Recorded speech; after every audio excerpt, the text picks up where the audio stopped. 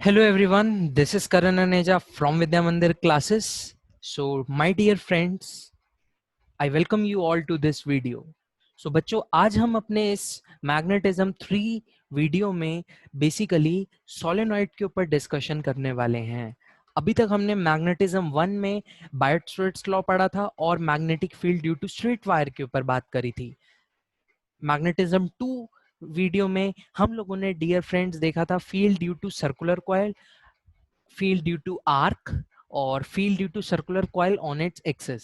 सो बच्चों आज की हम वीडियो में समझने वाले हैं सोलेनॉइड इंस्ट्रूमेंट को। एक बहुत बहुत बहुत इंपॉर्टेंट इंस्ट्रूमेंट है सोलेनॉइड, ठीक है। सो शुरू करते हैं अपने इस सेशन को और बहुत कुछ बातें करते हैं, ओके। सो ऑल राइट फ्रेंड्स, देखो सबसे पहले हम पढ़ रहे हैं सोलेनॉइड, तो बच्चे के मन में सवाल आएगा भाई ये सोलेनॉइड क्या है, क्या इसकी आवश्यकता पड़ी, ठीक है। तो मैं तुम्हें थोड़ा सा पीछे ले जाता हूँ इलेक्ट्रोस्टैटिक्स चैप्टर पे। देखो बच्चों हम लोगों ने इलेक्ट्रोस्टैटिक्स चैप्टर में पढ़ा था एक इंस्ट्रूमेंट जिसका नाम था कैपेसिटर, ठीक है। क्या तुम मुझे बता सकते हो कि कैपेसिटर क्यों पढ़ा, उसका क्या फंक्शन था? जल्दी से चैट पे लिख के बताओ। ठीक है, तो तुम लोग जरूर रिप्लाई कर रहे होगे। एक्चुअल में सोलेनॉइड का जो फंक्शन, कैपेसिटर का फंक्शन होता था, वो होता था कि हम कैपेसिटर के अंदर magnetic field lines, sorry electric field lines को स्टोर करके रखते थे। Basically capacitor is a instrument which holds energy in form of electric field line, ठीक है। सो बच्चों आप लोग जानते हो कि इस तरीके से इंस्ट्रूमेंट होता था और अंदर इलेक्ट्रिक फील्ड लाइंस की फॉर्म में एनर्जी भरी पड़ी होती थी। ये जो एनर्जी भरी पड़ी होती थी, ये पड़ी होती थी इलेक्ट्रिक फील्ड लाइन की फॉर्म में। और बच्चों एक तो ये काम होता था, ठीक है। दूसरा काम ये होता था कि electric field line, electric field जो होती थी वो कैपेसिटर के अंदर यूनिफॉर्म होती थी। वो कैसी होती थी? यूनिफॉर्म। याद आ रही है ये बात? बस यही काम हम सोलेनॉइड का यूज, सोलेनॉइड इंस्ट्रूमेंट का करेंगे। बस फर्क ये होगा कि सोलेनॉइड में अब हम यहाँ पे एनर्जी स्टोर करेंगे मैग्नेटिक फील्ड लाइंस की फॉर्म में। बिल्कुल सही, मैग्नेटिक फील्ड लाइंस की फॉर्म में। और दूसरा जो रोल है बच्चों वो है कि हम यहाँ पे मैग्नेटिक फील्ड लाइन जब देखेंगे तो वो यूनिफॉर्म होगी। तो ये दो चीजों को कैपेसिटर ने वाली काम को अब हम सोलेनॉइड से कर रहे हैं। बस फर्क ये हो रहा है, कैपेसिटर करता था इलेक्ट्रिक फील्ड में और सोलेनॉइड करता है मैग्नेटिक फील्ड के साथ। समझ में आई बात? बहुत बढ़िया। तो अब सोलेनॉइड दिखता कैसा है भाई, इसकी शक्ल कैसी है? सर शक्ल तो बताओ, आपने तो बातें बताई हैं। अब तो अब बच्चों हम सोलेनॉइड को की शक्ल देखने वाले हैं। सोलेनॉइड की अब हम क्या देखने वाले हैं? शक्ल। चलो, सो ऑल राइट। सो जैसे कि मैंने बोला, सबसे पहले मैं तुम्हें सोलेनॉइड बना के दिखाता हूँ। तुम भी अपनी कॉपी में ऐसी फॉर्म में बना सकते हो। सोलेनॉइड जो होता है ना बच्चों, वो एक सिलेंडर की तरह होता है। सोलेनॉइड एक सिलेंडर की तरह होता है, ठीक है। सो सबसे पहले तो मैं तुम लोगों के लिए सिलेंडर बना रहा हूँ। अभी देखते जाना इसकी कंस्ट्रक्शन, क्योंकि बच्चे विजुअलाइज ही नहीं कर पाते। सो सबसे पहले ये आपका सिलेंडर बन रहा है। 2 मिनट रुको।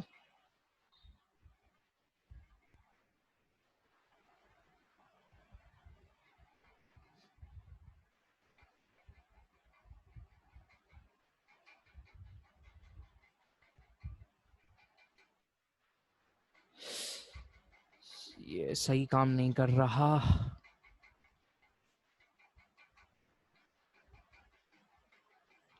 चलो कोई बात नहीं, मैं ऐसे ही बना देता हूँ। So this is the two parallel circular regions और this and this. Perfect, cylinder बन गया अपना। देख लो, बिना स्केल के बनाया है। चलो अब देखो बच्चों, इस केस में सर्किट कैसे बनता है सोलेनॉइड। तो ये सोलेनॉइड जो होता है वो नॉन कंडक्टिंग सिलेंडर होता है। खैर मैं लिखा दूंगा।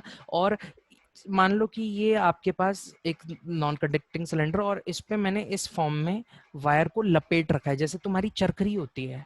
पतंग आने वाले हैं 15 अगस्त, चरखरी होती है ना जैसे, उसमें मांझे इस तरीके से लिपटा होता है, ऐसे ही सोलेनॉइड होता है, उस पे मांझे की जगह हम तार को लपेटते हैं। और मैं व्यू दिखा रहा हूँ तुम्हें कि वो व्यू कैसा आता है लपेटते हैं जब।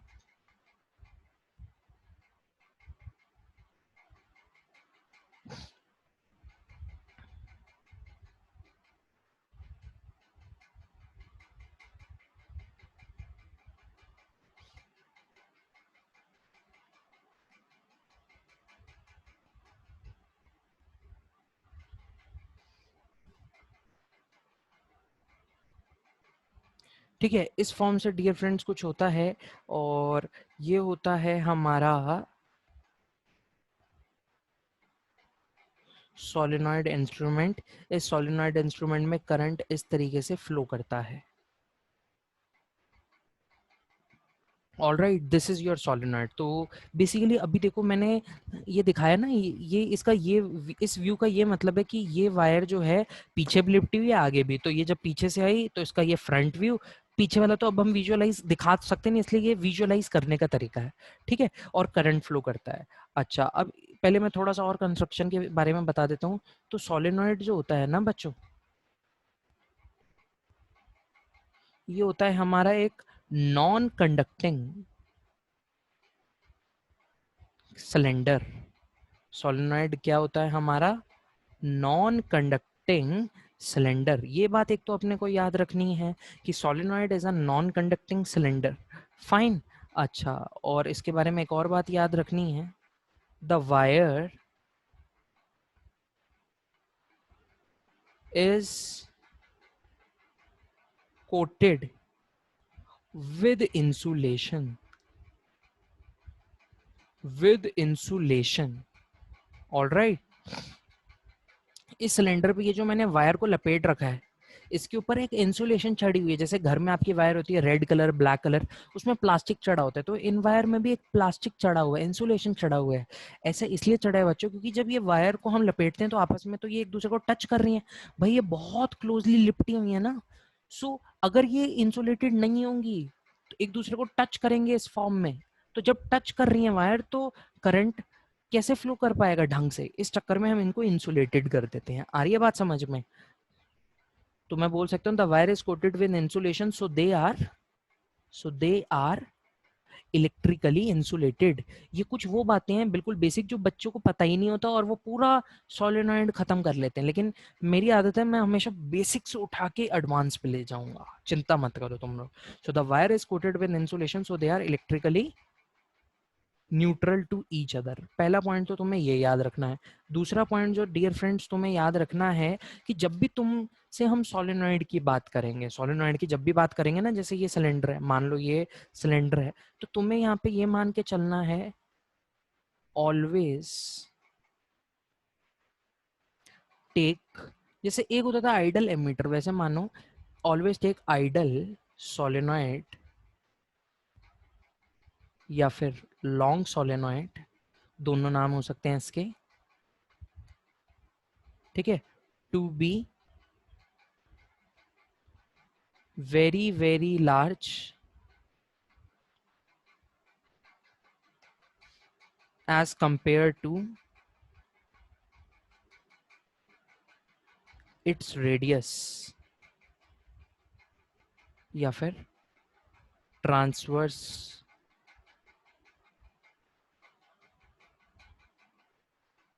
dimension। ठीक है, तो बच्चों इस पॉइंट का क्या मतलब है मैं वो समझा रहा हूँ। तुम्हारे कोर्स में आइडल सोलेनॉइड्स होते हैं या फिर लॉन्ग सोलेनॉइड, तो इसका यही मतलब है बच्चों कि जो सोलेनॉइड की लेंथ होगी वो बहुत बहुत बहुत बड़ी होगी compare to radius of solenoid. जैसे इस केस में ये तुम्हें पेन दिखाई दे रहा होगा, दे रहा है कि नहीं दिखाई दे रहा? ठीक है, इस पेन का लेंथ और रेडियस में कौन बड़ा है? भाई लेंथ ही बड़ी है, और लेंथ काफी अच्छी खासी बड़ी है कंपेयर टू रेडियस से, मतलब मेजर दोनों को कंपेयर नहीं कर सकते। तो सोलेनॉइड भी जो जो जिस सोलेनॉइड की हम बात कर रहे हैं, हम यहाँ पे ऐसा सोलेनॉइड मान के चल रहे हैं कि जिसका ये वाला जो लेंथ है ना सोलेनॉइड का, ये बहुत बहुत बड़ा है उस सोलेनॉइड के रेडियस से। तो मैं देखने में तो यहाँ पे नहीं लग रहा, लेकिन मैं ऐसे ही सोलेनॉइड की बात कर रहा हूँ। तो याद क्या रखना है पॉइंट्स? सोलेनॉइड एक नॉन कंडक्टिंग सिलेंडर होता है जिसपे हम तारे लपेटते हैं और तारों के थ्रू करंट फ्लो करता है। जो तारे होती हैं दोस्तों वो आपस में परफेक्टली इंसुलेटेड होती हैं। थर्ड पॉइंट, जिस सिलेंडर पे, सॉलिड सिलेंडर पे मैं तार को लपेटता हूँ, ये ऐसा सिलेंडर होना चाहिए जिसका लेंथ बहुत बहुत बड़ा हो कंपेयर टू रेडियस से। फाइन, क्या ये बातें समझ में आ रही हैं? तो तुम ऐसा सोच सकते हो, तुमने कैपिलरी वर्ड पढ़ा हुआ है, कैपिलरी, ठीक है। कैपिलरी में भी तो यही होता था कि लेंथ बड़ी होती थी, डायमीटर बहुत बहुत छोटा होता था। इस तरीके से मान सकते हो। फाइन, समझ में आ रहा है? चलो, तो अब सोलेनॉइड का तो हमने बातें कर ली कि सोलेनॉइड होता क्या है। तो ऐसा देखा गया है बच्चों कि जब सोलेनॉइड में से करंट फ्लो करेगा, अब देखो यहाँ पे एक एक कॉइल है या अनेक कॉइल है? सर्कुलर कॉइल अनेक है। सो अब हर सर्कुलर कॉइल की वजह से ना दोस्तों मैग्नेटिक फील्ड आएगी। हर सर्कुलर कॉइल की वजह से क्या आएगी? Magnetic field. और मैग्नेटिक फील्ड आ गई तो इसका मतलब इस सॉलिड सिलेंडर, इस सिलेंडर के अंदर, नॉन कंडक्टिंग सिलेंडर के अंदर मैग्नेटिक फील्ड आ गई, तो एनर्जी आ गई। एनर्जी आ गई तो बस यही काम था, अपने को एनर्जी को एक रीजन में स्टोर करवाना था। तुम लोग जानते हो कैपेसिटर से कि एनर्जी वही अच्छी मानी जाती है जो एक कन्फाइंड रीजन में पड़ी हो। एनर्जी कौन सी अच्छी मानी जाती है? जो कहाँ पड़ी हो? एक कन्फाइंड रीजन में। फॉर एग्जाम्पल, तुम अपनी नॉलेज को एक जगह, एक पर्टिकुलर नोट्स में रखना चाहते हो, या अपनी नॉलेज को एक 10 कॉपियों में रखना चाहते हो? एक पर्टिकुलर, एक कन्फाइन करके नोट्स में रखना चाहते हो, इजी टू रिवाइज होता है। सिमिलरली एनर्जी भी अपने लिए वही काम की होती है जिसमें एनर्जी कन्फाइंड जोन में प्रेजेंट हो। तो जैसे कैपेसिटर में कन्फाइंड जोन में एनर्जी प्रेजेंट होती है, सोलेनॉइड में भी कुछ उसी तरह एनर्जी प्रेजेंट होती है। सो सोलेनॉइड होता क्या है वो तो हमने देख लिया, ठीक है। चलो, एनर्जी आ गई, करंट फ्लो किया, मैग्नेटिक फील्ड आ गई और एनर्जी आ गई। फाइन। अच्छा, अब इस सोलेनॉइड में ना कुछ टर्म्स होती हैं जो हम लोगों को पता होनी चाहिए। Terms to define,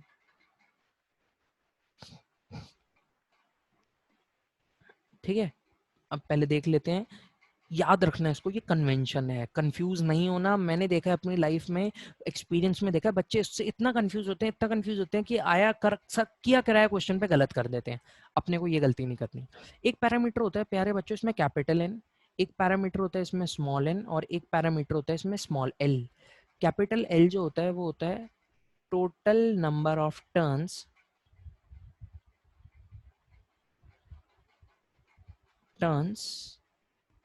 of solenoid, of wire in a solenoid,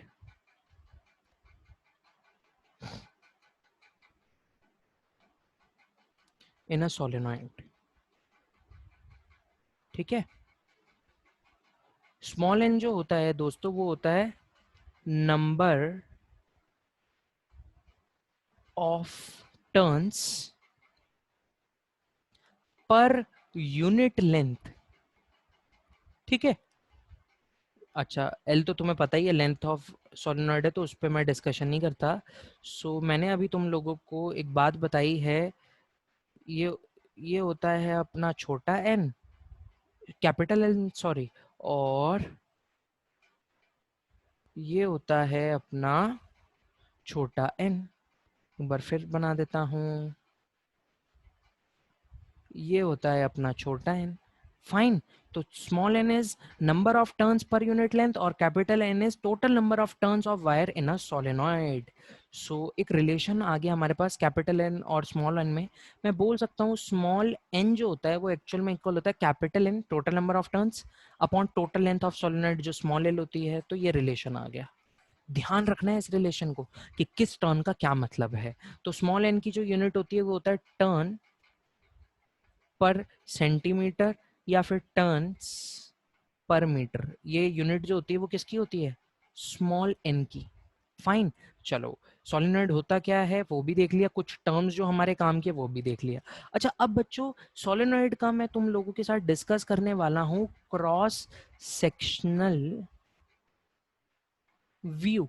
sir ये क्रॉस सेक्शनल व्यू क्या होता है? सो बच्चों चिंता मत करो, अभी पहले मैं ड्राइंग बनाता हूँ फिर तुम्हें एक्सप्लेन करता हूँ। सो लेट अस से कि मेरे पास इस फॉर्म में और इस फॉर्म में एक सिस्टम है और ये था मेरा सेंटर ऑफ सोलेनोइड। ठीक है, देखो ये तुम्हें दिख रहा होगा कि ये हमारा क्या है, एक पेन है, दिख रहा है ना। ठीक है, मैं स्क्रीन मेरी यहाँ है इसलिए मैं यहाँ देख रहा हूँ। ठीक है, तुम्हें ये पेन दिख रहा है बच्चों, इस पेन को मैं बीच में से एकदम इस तरीके से कट कर दूं, ठीक है, क्या होगा, आधा इस तरीके से, इस तरीके से, देख रहे हो, ऐसे मान लो कि ये थे मेरे दो हाथ, इन दोनों को मैंने जोड़ दिया। ठीक है, तो जोड़ने के बाद ये सिलेंडर बना। बीच में से कोई मेरे इन दोनों से चिपके हुए हाथों को काट दे तो इस तरीके से तुम्हें व्यू दिखाई देगा। इस तरीके से समझ में आ रही है बात, किस तरीके से, इस तरीके से। फाइन। सो जो ये मेरा हाथ होता है ना, जो एक पर्टिकुलर हाथ की लेयर है, रुको एक सेकेंड, हाँ, तो ये हाथ था, इसकी मैंने मेरे इन दोनों हाथों के बीच में से एग्जैक्ट जहां पेस्ट कर रखा है, ये देखो, किसी ने काट दिया इस तरीके से, तुम क्या मिलेगा, तुम्हें ये हाथ मिलेगा। इस ये दोनों, इस व्यू को, जिसमें मेरे दोनों हाथ को मैंने सेपरेट करके अलग रख दिया, क्रॉस सेक्शनल व्यू कहते हैं। तो देखो अब तारे लिपटी हुई हैं, ये सिलेंडर है और तुम मान सकते हो तारे लिपटी हुई हैं। तो तुम्हें बच्चों क्या लगेगा कि सिलेंडर के ऐसे मान लो, सबसे पहले थोड़ा इमेजिन करवा भी देता हूँ। तो जब मैंने सिलेंडर को कट किया था हाफ बिल्कुल बीच में से, ठीक है, करंट कुछ ऐसे फ्लो कर रहा है, देखो करंट कैसे फ्लो कर रहा है, इस तरीके से, मान लो ऐसे फ्लो कर रहा है। सो देखो इस वाले एंड से तो करंट सर्किट से बाहर आ रहा होगा, ऐसा तुम सोच सकते हो क्रॉस सेक्शनल जब कट करके देखोगे। और इस वाले से करंट जो है जब कट करके देखोगे वो सर्किट के अंदर जा रहा होगा। तो अंदर जाने को हम डॉट से रिप्रेजेंट करते हैं कि क्रॉस, क्रॉस। सो बेसिकली तुम ऐसा विजुअलाइज कर सकते हो कि जब तुमने क्रॉस सेक्शनल कट किया, इसका व्यू तुम्हें कुछ इस तरीके से दिखाई देगा, क्रॉस सेक्शनल, ठीक है, बीच में से आधा कर दिया, तुम्हें लगेगा कि बहुत सारी वायर से करंट यहाँ तो जा रहा है अंदर और इन वायर से करंट आ रहा है प्लेन के बाहर, प्लेन के बाहर मतलब डॉट। ऑल राइट, विजुअलाइज कर पा रहे हो या नहीं, फिर से देखो, ये हाथ, हाथ को जब बीच में से कट कर दिया तो मुझे ये वाला पार्ट दिखाई दे रहा है, तो यहाँ से तो करंट इन वायर्स के थ्रू अंदर जा रहा है और इन टर्न से करंट आ रहा है बाहर। देखो इन वायर से टर्न से करंट जा रहा है प्लेन के अंदर और इधर से आ रहा है प्लेन के बाहर, इस तरीके से विजुअलाइज किया। ठीक, this is cross sectional view. Fine, समझ में आ गई बात। चलो, तो this is the cross sectional view of cylinder. तो क्रॉस सेक्शनल व्यू कैसे मिलता है, सिलेंडर के बीच में से जब टुकड़े कर दोगे और एक पार्ट ऐसे आएगा एक पार्ट ऐसे आएगा, तो this is the cross sectional view. मैं समझता हूँ कि बच्चों तुम लोगों को अब ये समझ में आ गया होगा कि क्रॉस सेक्शनल व्यू क्या है। ऑल राइट, चलो, सो तुम डियर फ्रेंड्स ऐसे मान सकते हो कि बेसिकली ये जो सोलेनॉइड है, सोलेनॉइड के क्रॉस सेक्शनल व्यू से तुम्हें क्या लग रहा है, सोलेनॉइड के क्रॉस सेक्शनल व्यू से लग रहा है solenoid is a collection of numerous ring, तुम रिंग ऑफ वायर, ठीक है, तुम्हें लग रहा है ये वायर के, रिंग शेप की वायर के बहुत सारे कलेक्शन है या हर्ड्स हैं। ठीक है, समझ में आ रहा है। देखो अगर मैं बात करूं, इस तरीके से होता था, ये सॉलिड होता था, ये पीछे का होता था, तो करंट अगर फ्लो कर रहा है कुछ इस फॉर्मेट में जैसे दिखाया मैंने, तो इस पॉइंट पे करंट जा रहा होगा प्लेन के अंदर और इस पॉइंट से करंट आ रहा होगा प्लेन के बाहर। तो प्लेन के बाहर दिखा दिया डॉट से और प्लेन के अंदर दिखा दिया इस तरीके से। तो ये क्रॉस सेक्शनल व्यू हो गया, समझ में आई बात।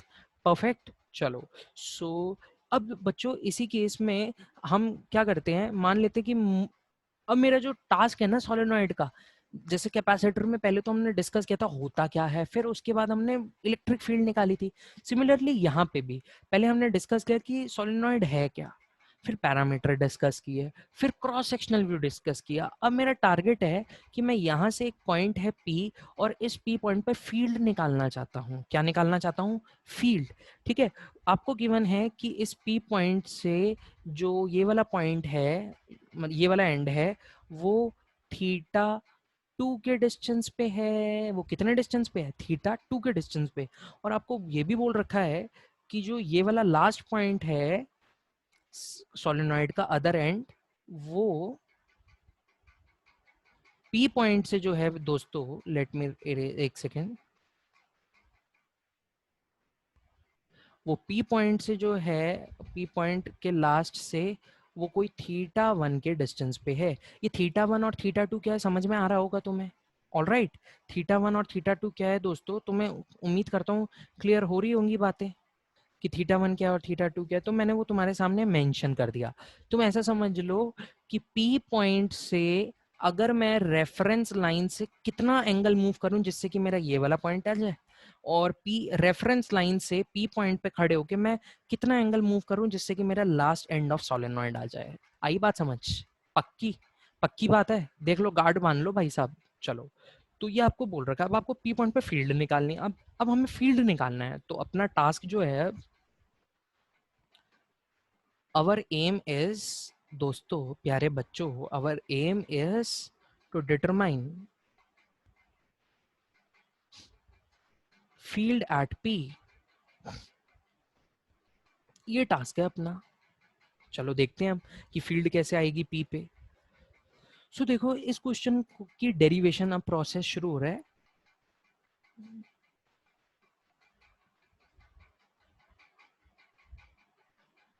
एक बार फिर से फिगर बना देते हैं।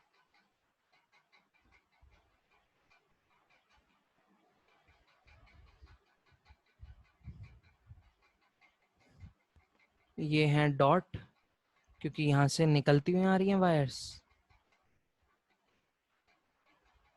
और ये है हमारा cross cross cross cross cross cross. ठीक है, अब देखो इस क्वेश्चन में हमें निकालना था किस पी पॉइंट पे फील्ड। तो इस क्वेश्चन को करने के लिए अब मैं क्या करता हूँ, मैं, ये है हमारा पॉइंट, ठीक है, मैं इस पॉइंट से अगर बात करूँ, मान लेता हूँ ये था अपना रेफरेंस लाइन। ठीक, चलो, अब एक बात तो मुझे कंफर्म है, मैं सिलेंडर में मान लेता हूँ कि number of turns per unit length है वो छोटा एन है। अभी हमने डिस्कस किए थे कि छोटा एन क्या होता है। ठीक है, चलो, अगर मैं यहाँ से इस पी पॉइंट से किसी एक्स के डिस्टेंस पे जाऊं और छोटी सी थिकनेस डी एक्स का, छोटी सी थिकनेस डी एक्स का कट करूं, आ रही है बात समझ में? क्रॉस सेक्शनल व्यूज दिखा रहा हूँ, लेकिन ये सिलेंडर तो ऐसा ही है ना, तो मैं व्यू समझाने की कोशिश कर रहा हूँ। सिलेंडर तो एक्चुअल में ऐसे है, लेकिन क्रॉस सेक्शनल व्यू क्या होता है वो समझाया। तो मैंने क्या किया, मैं सेंटर से बीच में से एक्स डिस्टेंस पे गया और एक छोटा सा थिकनेस लिया डीएक्स का। तो एक बहुत पतली सी तुम्हारे पास, तुम ऐसा मान सकते हो, मोटी डिस्क आ गई। क्या आ गई? एक मोटी डिस्क। समझ में आ रहा है? जैसे 5 रुपए का सिक्का होता है, कुछ थिकनेस होती है ना, तो कुछ उस तरीके की ये डिस्क बन गई। ठीक है, इस डिस्क में बताओ अनेकों रिंग होंगी, अनेकों रिंग होंगी या नहीं होंगी? तो हमें पता है नंबर ऑफ टर्न्स होते हैं एन पर यूनिट लेंथ। तो डीएक्स लेंथ पे कितने नंबर ऑफ टर्न्स होंगे? तो बच्चा कहेगा number of turns, number of turns in dx length. बच्चा सोच के ही बता देगा, एन डी एक्स। आ रही है बात समझ में? भाई एन है नंबर ऑफ टर्न्स किसी पर यूनिट लेंथ पे, तो डीएक्स लेंथ पे जो नंबर ऑफ टर्न्स होंगे वो कितने होंगे? एनडीएक्स। और इन एनडीएक्स की वजह से क्या फील्ड एग्जिस्ट कर रही होगी? बिल्कुल कर रही होगी। आ रही है बात समझ? क्यों फील्ड एग्जिस्ट कर रही है? क्योंकि हम लोग जानते हैं प्यारे बच्चों कि फील्ड इसलिए एग्जिस्ट कर रही है क्योंकि इन सभी की सभी रिंग पे करंट वायर लिपटी हुई है, और करंट वायर की वजह से फील्ड आ रही है, तो एनडीएक्स की वजह से भी फील्ड आएगी मैग्नेटिक। तो अब हम वही कोशिश कर रहे हैं। ठीक है, समझ में आया? सो हम बोल सकते हैं कि in this dx strip we have n dx number of ring. और इन सब मजे की बात, इन सभी छल्लों की या इन सभी रिंग का number of ring each having radii, सभी का रेडियस कितना है? ईच हैविंग रेडिया, जो सिलेंडर का रेडियस है each having radii capital r. So मैं मान के चल रहा हूं कि रेडियस जो है वो कैपिटल आर है। आई बात समझ? कोई दिक्कत इसको समझने में? पक्का? चलो, अब हम लास्ट क्लास में हमने लिखा था फील्ड ड्यू टू रिंग। तो फील्ड ड्यू टू रिंग का जो फॉर्मूला होता था, यहाँ पे बहुत छोटी रिंग है इसलिए मैं डीबी लिख रहा हूँ। तो फील्ड ड्यू टू रिंग का जो फॉर्मूला होता है वो होता है mu not I into are square upon 2 times of R square plus x square की पावर 3/2। और अगर यही रिंग के टर्न्स हो n तो हम n से मल्टीप्लाई कर देते थे यहाँ पे, लेकिन नंबर ऑफ टर्न्स कितने हैं, n dx, तो इसलिए मैंने मल्टीप्लाई कर दिया n dx। आई बात समझ में? ये dbi फील्ड की वैल्यू इस छोटी सी स्ट्रिप वाली सेगमेंट की वजह से फील्ड आई इस पी पॉइंट पे। तो देखो ये बहुत सारी रिंग्स थी और ये P point in NDA in shaded rings की वजह से एक्स डिस्टेंस पे जो ये वाला पी पॉइंट है वो उनकी एक्सिस पे लाई कर रहा है। तो इसलिए मैंने फील्ड ड्यू टू एक्सिस का फॉर्मूला लगा दिया जो लास्ट क्लास में सीखा था। तो अगर ये फॉर्मूला तुम्हें नहीं पता ये क्या किया मैंने, तो मैग्नेटिज्म का लेक्चर 2 देखो, उसमें तुम्हें ये क्लियर हो जाएगा। फाइन। सो डीबी कैसे लिखा, क्लियर हो रही होगी बात। चलो अब एक्चुअल में इस केस में थोड़ा सा और हम बात कर दे सकते हैं। एक और फिगर बनाता हूं मैं।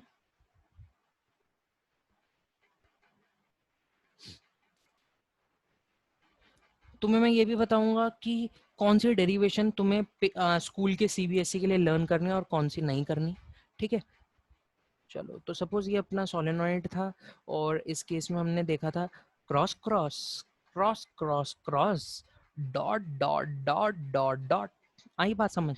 और ये हमने माना था कि ये सिलेंडर का सेंटर है। ठीक है। ये पी पॉइंट था हमारा, कोई हमें नहीं पता ये मिड पॉइंट है या कौन सा पॉइंट है। यहाँ से हमने देखा था कि किसी एक्स के डिस्टेंस पे हम लोगों ने जब रिंग लिया था कुछ इस फॉर्म का, तो उसकी वजह से अभी हमने रिजल्ट निकाला है। ठीक। हमने जब शुरू किया था क्वेश्चन तो तुम्हें बच्चों मैंने बताया था कि ये एंगल जो है वो थीटा 1 है और ये एंगल जो है वो थीटा 2 है। लेकिन इसको मैं एक और फॉर्म में देख सकता हूँ। देखो अब मेरे पास कोई भी थीटा 1 और थीटा 2 ही गिवन है और कुछ भी चीज़ मुझे गिवन नहीं है। तो अब मैं वही काम करूँगा, मैं चीज़ों को थीटा की फॉर्म में ब्रेक करना चाहता हूँ। किसकी फॉर्म में? थीटा। तो देखो मैं इसको कैसे लिख सकता हूँ, मैं ऐसे लिख सकता हूँ कि जब मैं इस पी पॉइंट से किसी थीटा एंगल मूव किया, कितना एंगल मूव किया? थीटा। और यहाँ पे जब मैंने एक छोटी सी इस फॉर्म में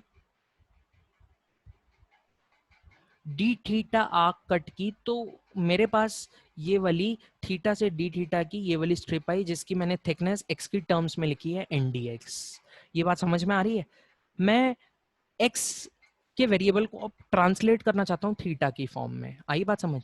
और तुम्हें इस ट्राइंगल को अगर विजुअलाइज करूँ तो ये ट्राइंगल कुछ ऐसा दिख रहा है कि ये तो डिस्टेंस है एक्स का, ये है अपना आर, ये है थीटा, और थीटा से थोड़ा सा और आगे गया डी थीटा, तो ये आ जाएगी उसकी सेकंड स्ट्रिप। इस तरीके से तुम्हें विजुअलाइज करना पड़ेगा। आ रही है बात समझ में? अब देखो इस फिगर में मैं एक बात तो क्लियरली बोल सकता हूँ कि जो हमारा tan थीटा है वो इक्वल है r बाय एक्स के। वो किसके इक्वल है? r by x. फाइन।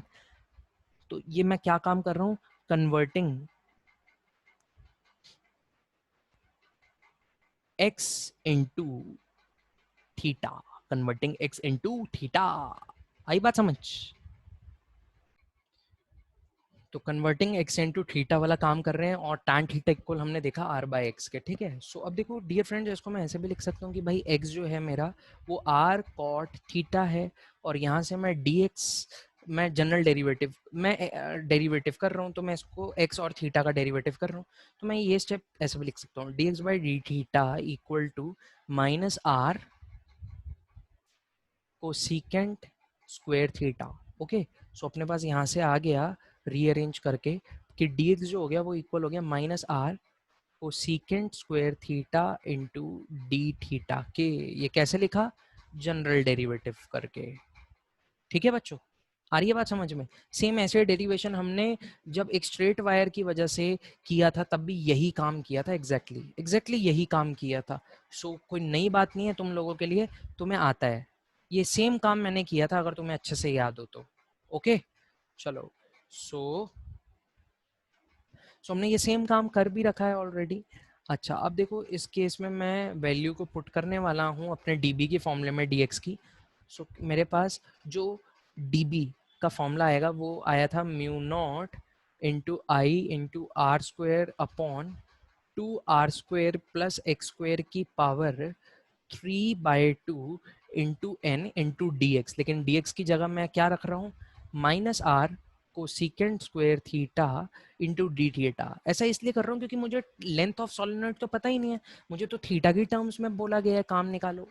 तो ये मेरा फॉर्मूला आ गया। अब देखो x जो है मेरा वो किसके इक्वल है, अगर ध्यान से देखो तो x is equal to R cot theta. अरे भाई x किसके इक्वल है, आर कॉट थीटा के। तो फॉर्मूले में मैंने वो भी सब्स्टिट्यूट कर दिया। सो dv जो मेरे पास आया मित्रों वो आया mu not I r square या आर क्यूब लिख लेते हैं into n into cosec square theta d theta negative का अपॉन में 2 times of r square plus r square cot square theta की पावर 3/2। एंड इसको मैं सिंप्लीफाई करके ऐसा लिख सकता हूँ minus mu not I r cube को secant square theta d theta upon 2 times of r square common ले लिया और ये हो गया हमारे पास दोस्तों आर क्यूब के इक्वल। ठीक है, अंदर आ गया 1 प्लस कॉट स्क्वायर थीटा। अब 1 प्लस कॉट स्क्वायर थीटा किसके इक्वल होता है, उसी कॉसेक स्क्वायर थीटा के। तो आ गया कॉसेक स्क्वायर थीटा की पावर 3/2 जिसको मैंने डायरेक्टली लिख दिया कॉसेक क्यूब थीटा। ये पूरा आया कैसे, मैटर समझ में आ रहा होगा तुम्हें, एकदम आसान चीजें हैं। ठीक है, समझ में आई बात, चलो बहुत बढ़िया बहुत बढ़िया। तो दिस इज अवर फॉर्मूला। ठीक, अच्छा अब ध्यान से देखो इस केस में जब हमने चीज़ों को शुरू किया था तो बार बार बस एक ही बात बोली थी हमने कि हमारा टारगेट है किसी तरह पी पॉइंट पे फील्ड आ जाए, किसी तरह पी पॉइंट पे फील्ड आ जाए और पी पॉइंट से सोलेनॉइड का स्टार्टिंग पॉइंट जो था वो थीटा 1 के एंगल पे था और ये वाले पॉइंट्स का लास्ट पॉइंट का जो एंगल था वो किसी थीटा 2 के एंगल का था। अब मेरे पास डीबी आ गया, इसी पूरे सोलेनॉइड को मैं छोटे छोटे एनडीएक्स में तोड़ के सभी डीबी को ऐड कर दूं तो अपना आंसर आ जाएगा। और डीबी एनडीएक्स को ऐड करने के लिए तो लेंथ चाहिए, लेकिन अपने पास लेंथ नहीं है, मैंने एनडीएक्स को फिर कन्वर्ट किया डी थीटा में। देखो इस केस में वेरिएबल क्या है, डी थीटा। तो अगर मैं दोनों तरफ इंटीग्रेशन का साइन लगा दूं, मैं इंटीग्रेशन का क्या लगा दूं, साइन, तो अपने पास क्या आ जाएगा, बी। सो मैं लिख सकता हूँ इसको 0 से बी और यहाँ इंटीग्रेट करेंगे। देखो थीटा 1 भी इस रेफरेंस लाइन से हमारा एंटी क्लॉकवाइज जा रहा है और थीटा 2 भी एंटी क्लॉकवाइज जा रहा है, तो मैं इसको ऐसे भी लिख सकता हूँ प्लस थीटा 1 से प्लस थीटा 2। तो इस काम को करके मैं कंप्लीट सोलेनॉइड का फील्ड निकाल सकता हूँ। प्रोसेस क्लियर हुआ, चलो। सो अब जब मैंने ये काम किया और फॉर्मूले में चीज़ों को पुट किया, देखो सिंप्लीफाई किया तो यहाँ आ गया कॉसेक स्क्वायर थीटा और एक कॉसेक क्यूब थीटा से माइनस होकर नीचे बच गया कॉसेक थीटा, और cosec theta is nothing but sine theta d theta. तो इंटीग्रेट करके साइन थीटा का इंटीग्रेशन होता है माइनस कॉस थीटा, फिर वैल्यू पुट करी theta 2 cos theta 2 minus cos theta 1। और जब ये काम कर दिया मैंने सारा, तो मेरे पास जो बी का फॉर्मूला आया प्यारे बच्चों, वो फॉर्मूला कुछ इस फॉर्म का आया। मैं डायरेक्टली लिख देता हूँ mu not an I upon 2 into cos theta 2 minus cos theta 1 is the formula for magnetic field. ये फॉर्मूला बच्चों आपको याद होना चाहिए, highly important formula, very very very very important formula. आई बात समझ, ठीक है। तो हमने बी निकाल लिया, हमने क्या निकाल लिया प्यारे बच्चों, बी। बी है पी पॉइंट पे फील्ड, बी है पी पॉइंट पे फील्ड, और पी पॉइंट कहाँ पे लाई कर रहा है, एक्सिस पे। तो इस इंपॉर्टेंट फॉर्मूले की एक और खासियत जो याद रखनी है, BP vector is field at point P which lies on axis of solenoid. ये इंपॉर्टेंट है, ये कहाँ लाया करता है, एक्सिस ऑफ सोलेनॉइड पे। बच्चों को पता ही नहीं होता, फॉर्मूले सब सीख जाते हैं, रट लेते हैं। भाई जब तक तुम डेरिवेशन नहीं करोगे तुम्हें ये बात समझ नहीं आएगी। तो सोलेनॉइड की एक्सिस पे है ये पी पॉइंट, फाइन।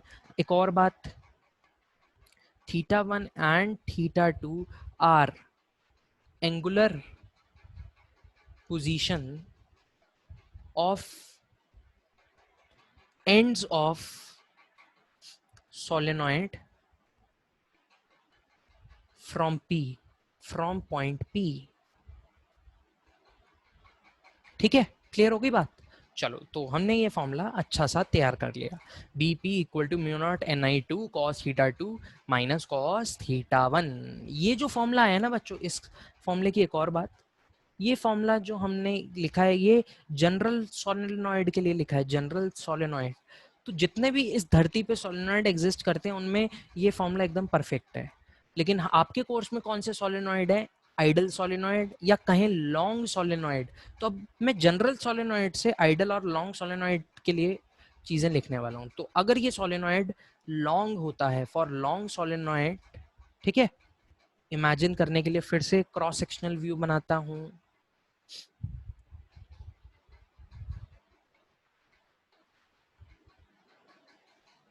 कुछ इस फॉर्म का।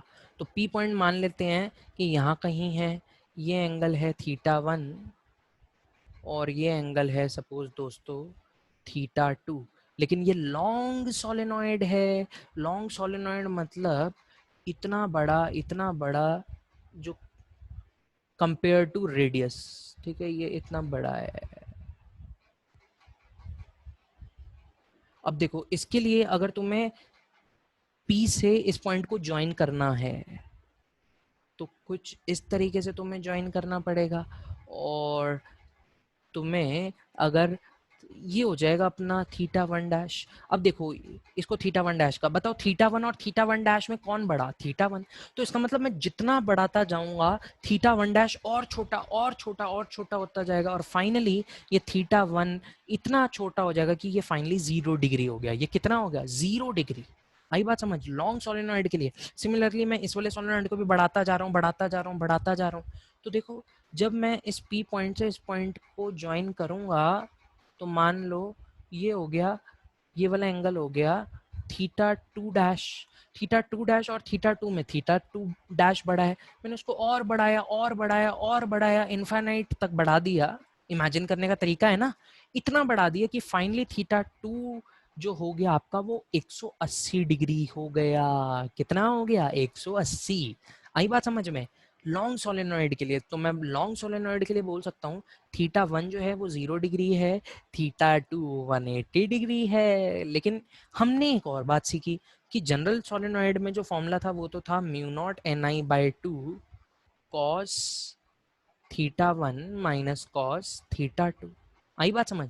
पुट करो थीटा वन और थीटा टू की वैल्यू, तो आपके पास बी की जो वैल्यू आई वो आई mu not an I by two cos 0 degree minus cos 180 degree.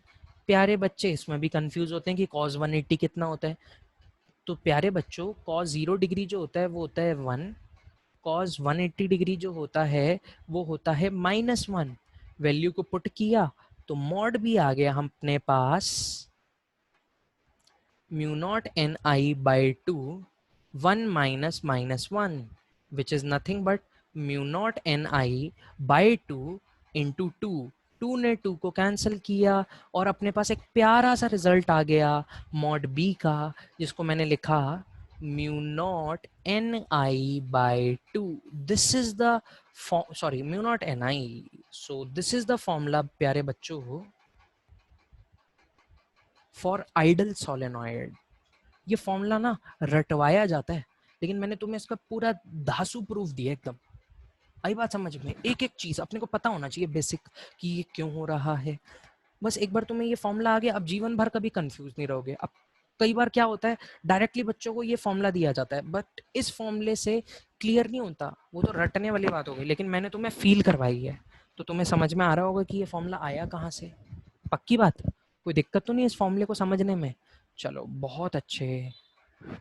हमने लॉन्ग सोलेनॉइड के लिए म्यू नॉट एन आई का फॉर्मूला लिखा। आई बात समझ? चलो इसमें थोड़ी सी और बात करते हैं। एग्जाम्पल 2 ले लेते हैं, फिर से क्रॉस सेक्शनल व्यू से ही समझेंगे।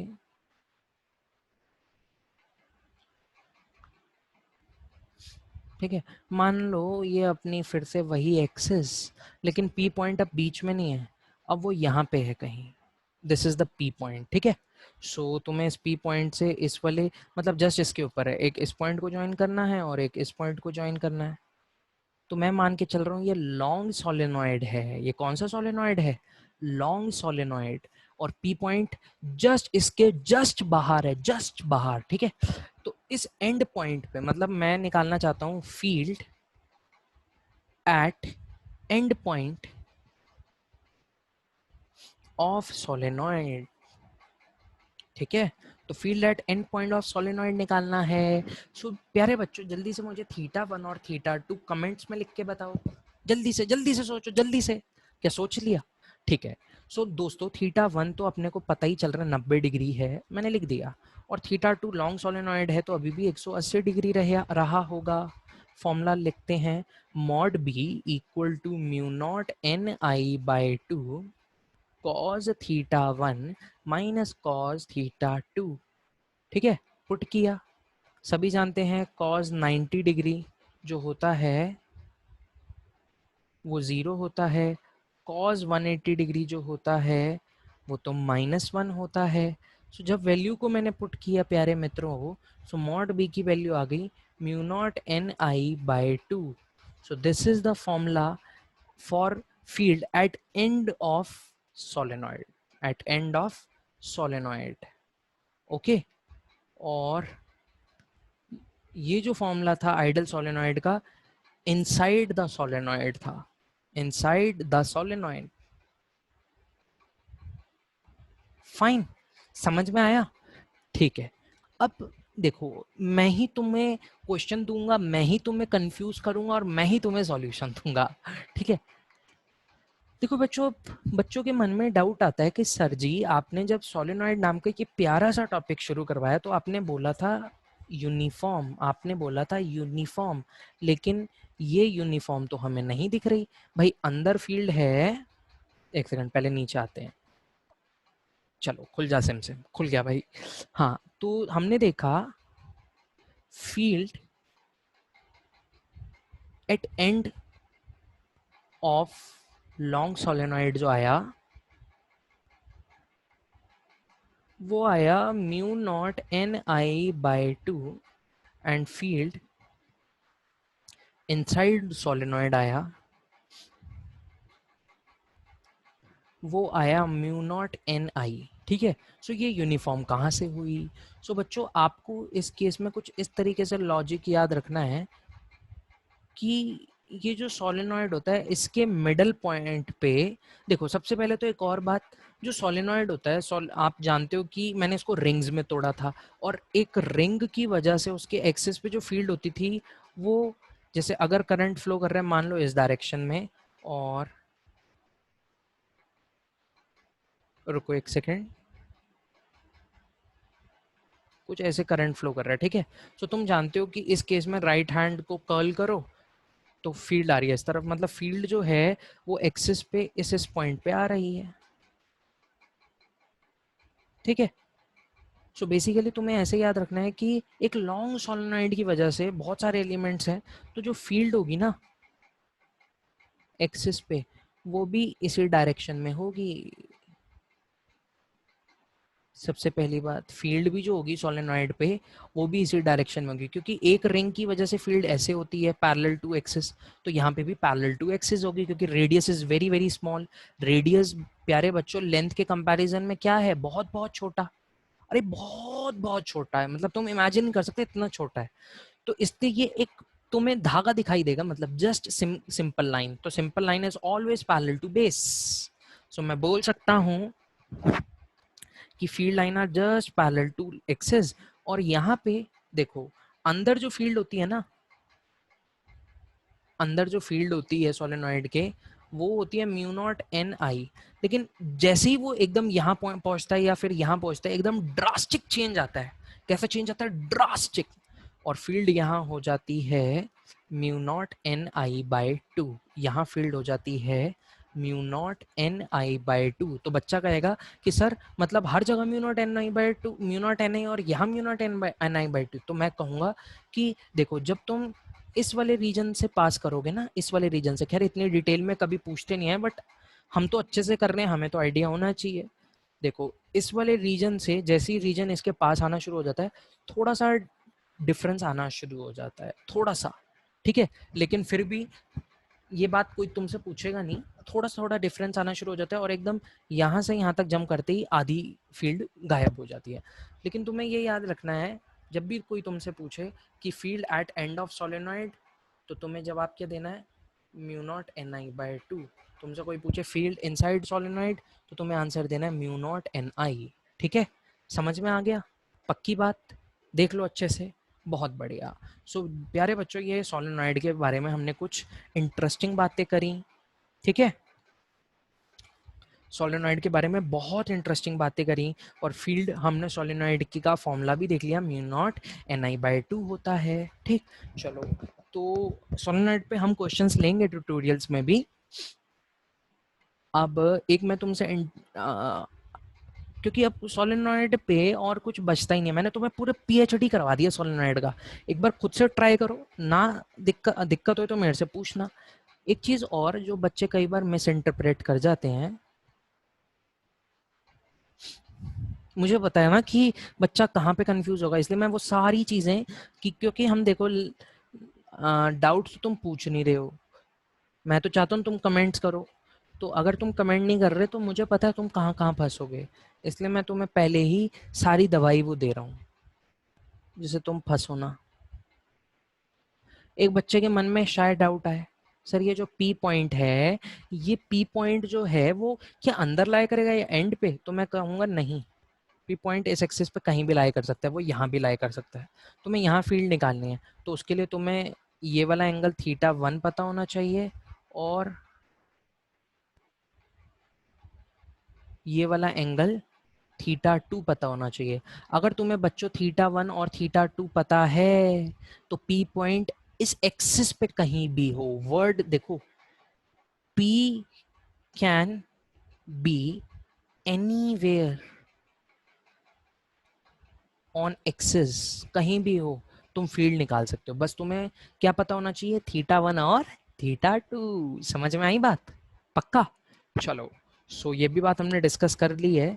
सोलेनॉइड का भी डिस्कशन फिर से शुरू होगा एम्पियर सर्किटल लॉ में, वहां पे भी देखेंगे। लेकिन अभी मैंने तुम्हें ये जितनी भी डेरिवेशन बताई है, ये इसलिए मैंने अपनी डेरिवेशन बताई है जैसे तुम्हारे दिमाग में बैठे, ये जो दिमाग है ना अपना, यहाँ बैठे सोलेनॉइड होता क्या है। ठीक है, क्योंकि एम्पियर सर्किटल लॉ क्लैरिटी नहीं देगा डेरिवेशन की, वो तो तुम्हें रिजल्ट दे देगा, क्लैरिटी यही डेरिवेशन देगी, इसलिए मैंने तुम्हें बताया। फाइन, चलो, सो हमने काफी बात कर ली है सोलेनॉइड पे। अब जो हमारा टॉपिक है वो है properties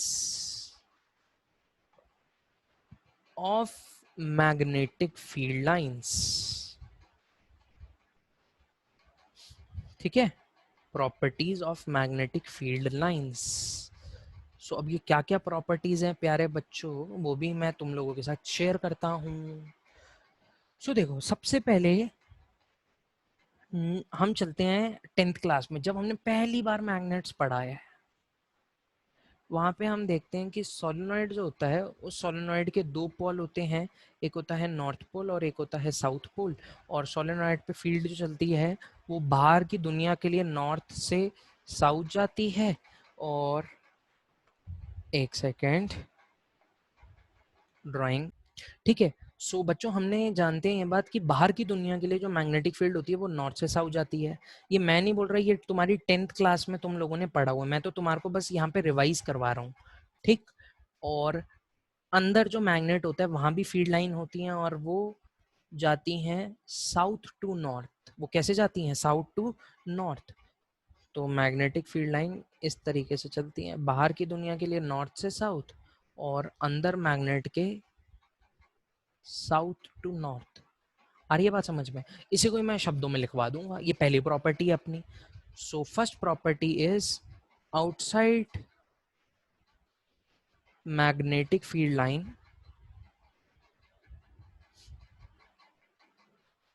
travel N2S inside magnetic field line travel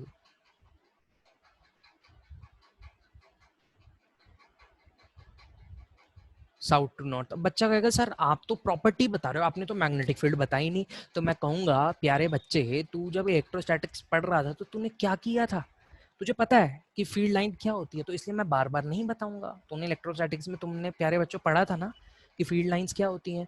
field line एक रिप्रेजेंटेशन होता है, एक इमेजिनरी रिप्रेजेंटेशन होता है जिससे मैं मैग्नेटिक फील्ड को रिप्रेजेंट करता हूँ, या इलेक्ट्रिक फील्ड को रिप्रेजेंट करता हूँ, या ग्रेविटेशन फील्ड को रिप्रेजेंट करता हूँ। ये एक इमेजिनरी तरीका है। वास्तव में फील्ड लाइन नाम की कोई चीज नहीं है, एक इमेजिनरी तरीका है। सो this is the first property. ठीक है, सेकेंड प्रॉपर्टी तुम इसी डायग्राम से देख सकते हो। यहाँ पे जो फील्ड लाइन बन रही है प्यारे बच्चों, वो एक क्लोज्ड लूप बन रहा है। वो कैसा बन रहा है? Closed loop. Electric field line जो होती थी वो क्लोज होती थी या ओपन लूप होती थी? Open loop. ये क्लोज्ड है। तो दूसरी प्रॉपर्टी यही है, magnetic field line always exist in a closed loop. ठीक है। बच्चा बोलेगा सर ये आप क्यों कैसे बता रहे हो, मतलब? तो मैं बोलूंगा भाई, फिर से मैं क्या बोलूंगा, 10th क्लास में तुमने पढ़ा है। अच्छा, इसका एक और रीजन भी आएगा कि ऐसा क्यों होता है। वो रीजन एम्पियर सर्किटल लॉ जब पढ़ोगे तब मैं वहां पे भी डिस्कस करूंगा इसका रीजन। फाइन, तो कंप्लीट कर सकते हो नोट्स में से वहां पे देख के। तो ये सेकंड पॉइंट है कि मैग्नेटिक फील्ड लाइन जो होती है वो एक क्लोज लूप की फॉर्म में एग्जिस्ट करती है। फाइन, चलो थर्ड पॉइंट भी चलते हैं फिर। थर्ड पॉइंट जो होता है वो ये होता है, देखो हम लोग जानते थे कि अगर ये हमारी इलेक्ट्रिक फील्ड लाइन थी कुछ इस तरह से, जैसे एक चार्ज की जो इलेक्ट्रिक फील्ड लाइन होती है प्लस क्यू चार्ज की, वो कुछ इस तरह से होती है।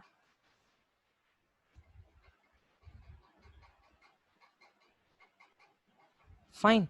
सो वो कहते थे कि अगर यहाँ पे एक चार्ज पड़ा है तो इस मैग्नेटिक फील्ड लाइन के टेंजेंट डायरेक्शन में ही फोर्स लगती है।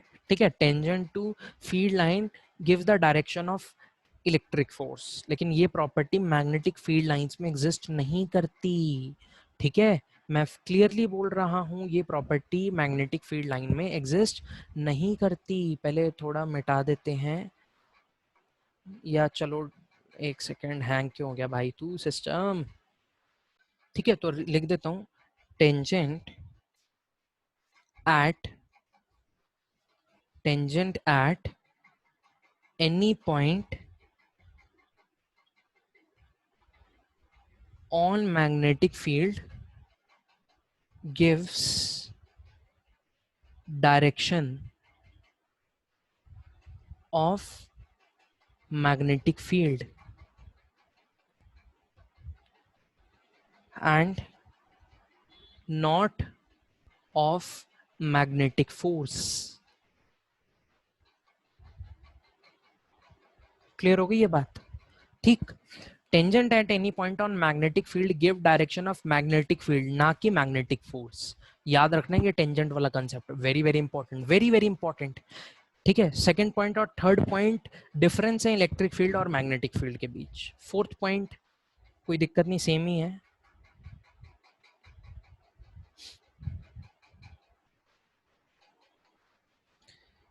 more the number of field lines in a region, more is the magnitude of magnetic field. Same property of electric field, I will not explain this again. More the number of magnetic field lines in a region, more is the magnitude of field. Okay, और fifth point है magnetic field line never never never never, infinite times बोल रहा हूँ, never never never. ठीक है, इसको ऐसे represent करता हूँ, देखो स्टाइल देखो भाई, मास्टर का स्टाइल देखो, नेवर की पावर इन्फिनिटी। ठीक है, never never never never ever intersect, मतलब property in a single point, in a single point. मतलब एक मैग्नेट, ये भी बहुत बेसिक वही प्रॉपर्टी, इलेक्ट्रिक फील्ड लाइन की एक मैग्नेटिक फील्ड लाइन ये, एक मैग्नेटिक फील्ड लाइन ये, अगर ये यहाँ पे एग्जिस्ट कर रही है, ठीक है, इंटरसेक्ट कर रही है, तो इस पॉइंट पे इस लाइन पे टेंजेंट बनाऊंगा तो वो ऐसी बनेगी, इस पॉइंट पे इस लाइन पे टेंजेंट बनाऊंगा तो ऐसे बनाएगी। और एक पॉइंट पे दो फील्ड लाइंस तो कभी रिप्रेजेंट कर नहीं सकती, तो इसलिए मैग्नेटिक फील्ड लाइन कभी भी इंटरसेक्ट नहीं करती, मैग्नेटिक फील्ड लाइन कभी भी इंटरसेक्ट नहीं करती। फिफ्थ पॉइंट ना बच्चों को कम समझ में आता है, वो कहते हैं सर ऐसा तो हो सकता है कि एक मैग्नेट मैं यहाँ रख दूं और एक मैग्नेट यहाँ रख दूं और ये नॉर्थ पोल ये साउथ पोल इंटरसेक्ट कर जाएं और फील्ड लाइन इंटरसेक्ट कर सकती है, रिजल्टेंट बनाना चाहिए। तो इसका मतलब मैं एक बात बोलूँगा, इलेक्ट्रोस्टैटिक्स का वही डाउट, वो ये नोट है दोस्तों, whenever we draw field lines in a region, we always draw resultant field line. हम कौन सी फील्ड लाइन हमेशा ड्रॉ करते हैं? Resultant field lines. हमेशा रिजल्टेंट फील्ड लाइंस को ड्रॉ करना है आपको, ठीक है। ये जितनी भी प्रॉपर्टीज हैं ये सारी की सारी रिजल्टेंट फील्ड लाइंस के ऊपर हैं, तो कंफ्यूज नहीं होना आपको। आ गई बात समझ में? पक्का? चलो बहुत बढ़िया बहुत बढ़िया। सो हमें ये पॉइंट जो मैंने नोट लिखवाया ना, ये मतलब दिलो जान में बसा लो, ये वो डाउट होता है जो हर बच्चे का होता है, हर बच्चे का। एक्सपीरियंस से मैं कह रहा हूँ ये, इसलिए मैं सुन लो समझ लो बढ़िया रहेगा, वरना कंफ्यूज हो जाओगे। फाइन। चलो तो प्यारे बच्चों आज के लिए इतना काफ़ी है, आज हमने बहुत कुछ सीख लिया। अगर तुम ढंग से पढ़ लोगे ना तो मैं पता चलेगा आज हमने क्या खजाना हासिल किया है। सो आज के लिए इतना ही रखते हैं फिर। आज हमने पूरा मैग्नेटिक्स में सोलेनॉइड देख लिया और प्रॉपर्टीज ऑफ फील्ड लाइन देख लिया। अगली क्लास में एम्पियर सर्किटल लॉ तुम लोगों का इंतजार कर रहा है, लेकिन उससे पहले तुम्हें अपनी ग्रिप बनानी है इस टॉपिक पे, बहुत अच्छे से रिवाइज करो, प्रैक्टिस करो, ठीक है। सो ऑलराइट डियर फ्रेंड्स, आज के लिए इतना ही। अगर तुम्हें वीडियो पसंद आई तो don't forget to comment and like, don't forget. इससे मुझे पता चलेगा कि तुम्हें कितना ये कंटेंट अच्छा लग रहा है, ठीक है। So don't forget to comment and like. फिर चलते हैं दोस्तों, आज अलविदा लेते हैं। आज जाएंगे तभी तो कल आएंगे एम्पियर सर्किटल लॉ के साथ। So all right, bye bye, all the best, may God bless all of you.